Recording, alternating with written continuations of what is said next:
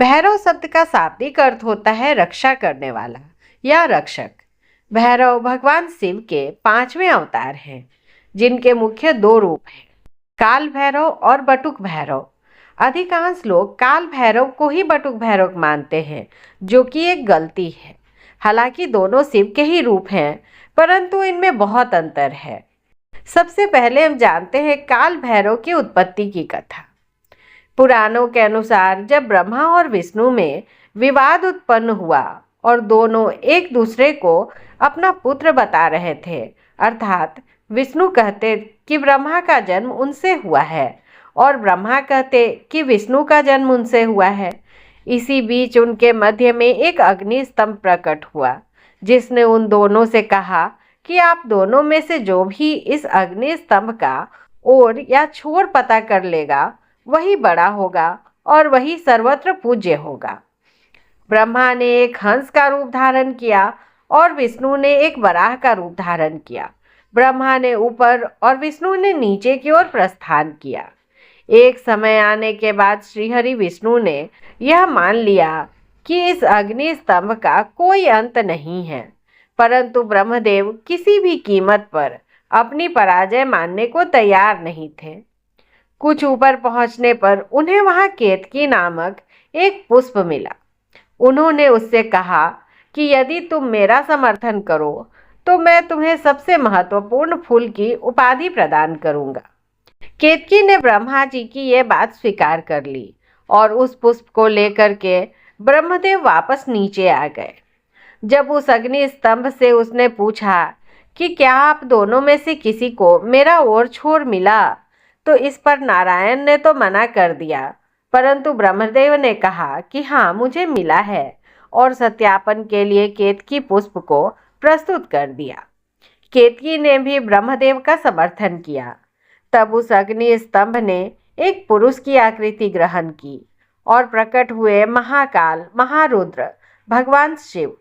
उन्होंने ब्रह्मदेव से कहा कि आप असत्य बोल रहे हैं और ब्रह्मा को असत्य भाषण के लिए कभी भी न पूजे जाने का श्राप दिया और केतकी के असत्य भाषण के लिए उसे अपनी पूजा में प्रयोग में लाए जाने से निषिद्ध कर दिया। तब ब्रह्मदेव ने क्रोधित होकर भगवान रुद्र को अपशब्द कहना आरंभ कर दिया और स्वयं को सबसे बड़ा बताने लगे। उस समय ब्रह्मदेव पंचमुखी होते थे। तब भगवान शिव को आभास हुआ कि ब्रह्मदेव में अहंकार व्याप्त हो रहा है और सृष्टि के रचना में यदि सृष्टि रचना से पूर्व ही अहंकार व्याप्त हो गया तो असमय ही संपूर्ण सृष्टि अहंकार के भाव से ग्रसित हो जाएगी। इसलिए उन्होंने अहंकार रूपी ब्रह्मदेव के उस 5वें सिर को काटने का निर्णय लिया। परंतु इसमें भी एक समस्या थी।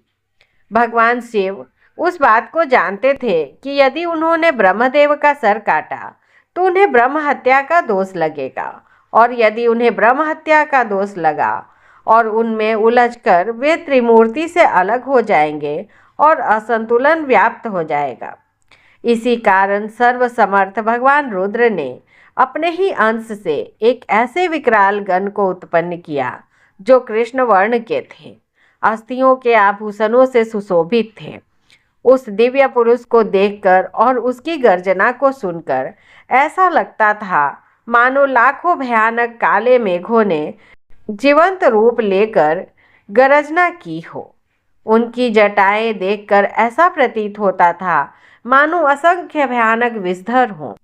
उनके मस्तक पर श्वेत त्रिपुंड की 3 रेखाएं ऐसी लगती थी मानो चंद्रमा ने उनके ललाट पर सुशोभित होने के लिए स्वयं को 3 टुकड़ों में विभक्त कर दिया हो। उन परम उग्र देवता की लंबी भुजाएं ऐसी लगती थी मानो लौह स्तंभ हो।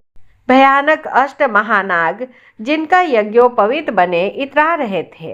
कमर पर बंधे मोटे मोटे घुंघरुओं से ऐसी आवाज आ रही थी जिससे हृदय विदीर्ण हो जाए।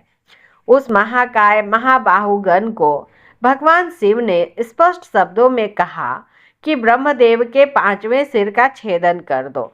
इतना सुनते ही उस वीर ने आव देखा न ताव अपने नाखून के एक ही प्रहार से ब्रह्मा का 5वां सर उखाड़ लिया।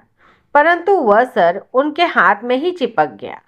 अब उन्होंने भगवान शिव से इसका कारण पूछा तो उन्होंने उनसे कहा कि ये केवल ब्रह्मा का सिर नहीं है, अपितु ब्रह्म हत्या है। इस ब्रह्म हत्या के फलस्वरूप तुम्हें शापित होना पड़ेगा। उन्होंने कहा कि तुमने ब्रह्मा के सिर को काटकर इस सृष्टि की अहंकार से रक्षा की है, अतः आज से तुम्हारा नाम भैरव होगा। अब तुम जाओ और ब्रह्मा के इस सिर को लेकर सृष्टि में विचरण करो, और जहाँ भी ये सिर तुम्हारे हाथ से छूट जाएगा वहीं तुम रुक जाना और स्थापित हो जाना। उसके बाद भैरव ने उस सर को हाथ में लेकर सृष्टि के चक्कर लगाने शुरू किए। वो सारी सृष्टि में अनंत काल तक भ्रमण करते रहे, परंतु कहीं भी वो सर उनके हाथ से नहीं छूटा। परंतु सृष्टि के चक्कर लगाते लगाते उनकी गति इतनी तीव्र हो गई कि वो समय से भी आगे निकल गए। जब भगवान नारायण के कर्ण कुंडल गिरे और काशी नगरी स्थापित हुई, तब वहां पर भगवान भैरव के हाथ से ब्रह्मदेव का वो कपाल छूट गया। तब भगवान भैरव वहीं रुक गए और तब वहां भगवान शिव प्रकट हुए। उन्होंने उनसे कहा, ये मेरी प्रिय काशी नगरी है और आज से तुम इसके संरक्षक के रूप में यहाँ स्थापित हो, परंतु तुम्हें इस काशी नगरी में केवल पैर के एक अंगूठे के बराबर स्थान मिलेगा और तुम्हें इसी ब्रह्म कपाल में भोजन करना होगा। तुम अपनी तीव्र गति के कारण समय से भी आगे चले गए थे, अर्थात तुमने काल चक्र पर भी विजय प्राप्त की। इस कारण आज से तुम काल भैरव के नाम से जाने जाओगे। तुम काशी की पवित्रता और काशी के भक्तों की रक्षा करोगे। ध्यान रहे, काशी में मरने वाले को यम स्पर्श न करे। तब बाबा काल भैरव ने महादेव से पूछा कि इससे तो पापी कर्म के दंड से निर्भीक हो जाएंगे। तो उन्होंने कहा कि यहाँ मृत्यु प्राप्त करने वालों को यमराज दंड नहीं दे पाएंगे, परंतु तुम उन्हें दंड दोगे। बिना काल यातना प्राप्त किए कोई भी जीवात्मा ये काशी नगरी नहीं छोड़ेगी।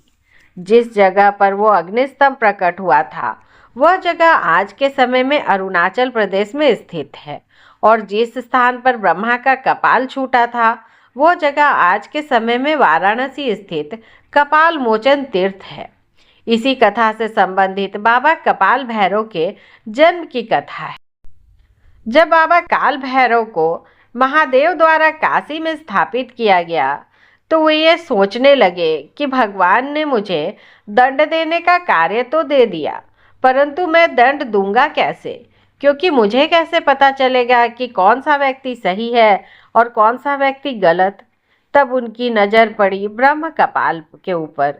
उनके मन में ये विचार आया कि ब्रह्मदेव के इस सिर के कारण मुझे मेरे पाप का दंड मिला, तो क्यों न एक ऐसे गण की रचना की जाए जो व्यक्ति के अच्छे बुरे का निर्णय कर सके और उसके कर्मों के हिसाब से उसे दंड प्रदान कर सके। तब उन्होंने उस ब्रह्म कपाल का एक हिस्सा तोड़ा और अपनी योग शक्ति से उस कपाल में अपनी कुंडलिनी ऊर्जा को जागृत करके उसे एक जीवंत रूप प्रदान किया। उस कपाल के अंश से जिस गण का प्राकट्य हुआ वो गण अत्यंत भयानक थे, साक्षात दूसरे काल भैरव के समान ही प्रतीत हो रहे थे। उनके हाथों में जो त्रिशूल था उसमें से विद्युत निकल रही थी। हड्डियों के टकराने का सा उनका अट्टहास था। उनके मस्तक पर तीसरा नेत्र विद्यमान था।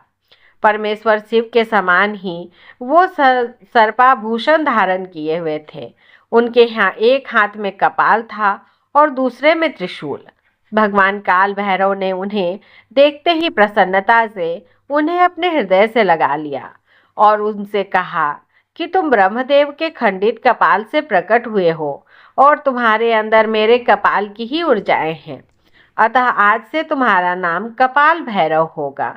कपाल हस्त होने के कारण तुम्हें कपाली भैरव भी कहा जाएगा और आज से तुम काशी में साक्षात काल भैरव का दंड बनकर मेरे कार्य में मेरी सहायता करोगे। जिस लाट पर ब्रह्मदेव का सिर गिरा था तुम उसी लाट पर स्थापित होगे और तुम्हें लाट भैरव कहा जाएगा और तुम्हारी पूजा के बाद ही मेरी पूजा होगी। इसी कारण से आज भी बाबा कपाल भैरव का ध्यान किए बिना भगवान काल भैरव की पूजा नहीं की जाती। बाबा बटुक भैरव के जन्म की कथा। आप सभी को इस कथा का ज्ञान होगा।